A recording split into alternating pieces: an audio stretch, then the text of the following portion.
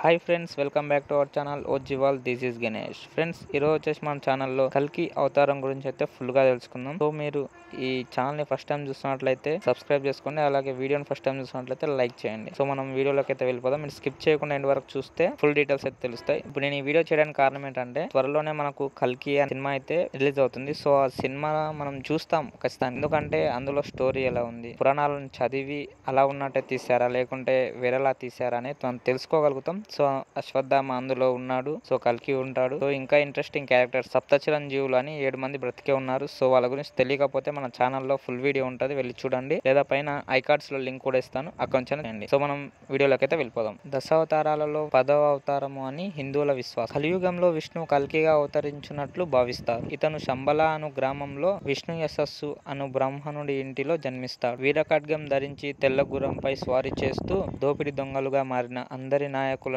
సంహరించి తిరిగి సత్యయుగమునకు ధరణిపై స్థాపిస్తాడు. కలక లేదా కలంకం అనగా దోషము హరించే అవతారం గనుక కల్కి అవతారం అని పేరు వచ్చింది. కల్కి అనగా తెల్లని గుర్రము అన్న పదం ఈ నామానికి మూలమని కూడా ఓ అభిప్రాయం. బౌద్ధ కాలచక్ర గాథ సంప్రదాయంలో శంబల రాజ్యాన్ని పాలించబడే 25 మంది పురాణ పురుషులకు కల్కి, పులికి, కల్కి రాజు వంటి సంబోధనలు ఉన్నాయి. అవతారం అనగా ఒక నిర్దిష్టమైన ప్రయోజనం కొరకు భగవంతుడు దిగివచ్చే రూపం. గరుడ పురాణంలో విష్ణు దశావతారాల్లో 10వ అవతారంగా కల్కి అవతారం చెప్పబడింది. భాగవత పురాణంలో ముందుగా 22 అవతారాలు చెప్పబడ్డాయి, తర్వాత మరో 3 అవతారాలు చెప్పబడ్డాయి. మొత్తం 25 అవతారాలు. వీటిలో 22వ అవతారంగా కల్కి అవతారం పేర్కొనబడింది. సాధారణంగా కల్కి అవతారం ధూమకేతువు వంటి ఖడ్గం చేతబట్టి దూకు గుర్రమునెక్కి దుష్టులను వధించు మూర్తిగా పురాణాల్లో బాగా ముందుకు వచ్చిందని చెప్పబడే విష్ణు పురాణాల్లో కల్కి అవతారం ప్రస్తావన ఉంది. అగ్ని పురాణంలో కూడా కల్కి గురించి చెప్పారు.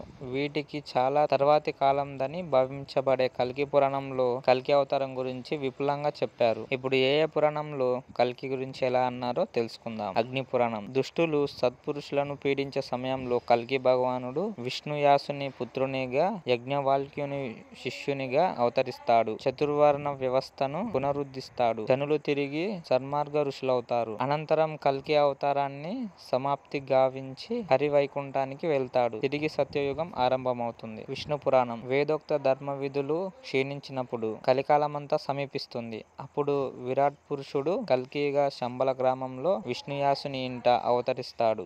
అతని పరాక్రమంతో దుష్టులను, చోరులను నాశనం చేస్తాడు. ధర్మాన్ని పునరుద్ధరిస్తాడు. జనులు సన్మార్గంలా అనుసరించ మొదలు పెడతాడు. అలాంటి వారి సంతానం కృతయుగం ధర్మాన్ని ఆచరిస్తారు. సూర్యుడు, చంద్రుడు, బృహస్పతి ఒకే రాశిలో ఉన్నప్పుడు కృతయుగం ఆరంభమవుతుంది. పద్మపురాణం. కల్కి దేవుడు క్రూరులైన దుర్మార్గులను సంహరించి విపత్తులను తొలగించి సద్బ్రాహ్మణులకు సత్యం బోధించి క్షుధార్తిని పరిహరిస్తాడు. అప్రతిహతంగా ధర్మరాజ్యాన్ని పాలిస్తాడు. భాగవత పురాణం. కలియుగంలో సాధువుల ఇంట కూడా దైవ చింతన నశిస్తుంది. శుద్రులు ఎన్నుకున్న వారే పాలకులవుతారు. యజ్ఞయాగాదులు మచ్చునకై కానరావు. అప్పుడు భగవంతుడు అవతరించి ఈ విపత్తును దూరం చేస్తాడు. భగవంతుడు దేవదత్తమనే తెల్ల గుర్రాన్ని అధిరోహించి ఖడ్గంను చేతబట్టి భూమండలంపై విహరిస్తూ సకల సద్గుణైశ్వర్యాలను ప్రదరాడు. రారాజులుగా నటించే దుష్టులను హతమారుస్తాడు. కల్కి పురాణంలో ఈ భావాలన్నీ కలిసి ఉన్నాయి. కల్కికి పరశురాముడు యుద్ధ విద్యలు బోధిస్తాడని చెప్పబడుతుంది. సో ఫ్రెండ్స్, పరశురాముడి గురించి మన ఛానల్లో కూడా వీడియో ఉంది. సో చూడడం వల్ల అంటే చూడండి. సో ఫ్రెండ్స్, ఇది ఇవాళ మన వీడియో. మరో మంచి వీడియోతో మీ ముందుకు వస్తాను. అంతవరకు థ్యాంక్స్ ఫర్ వాచింగ్. జై హింద్.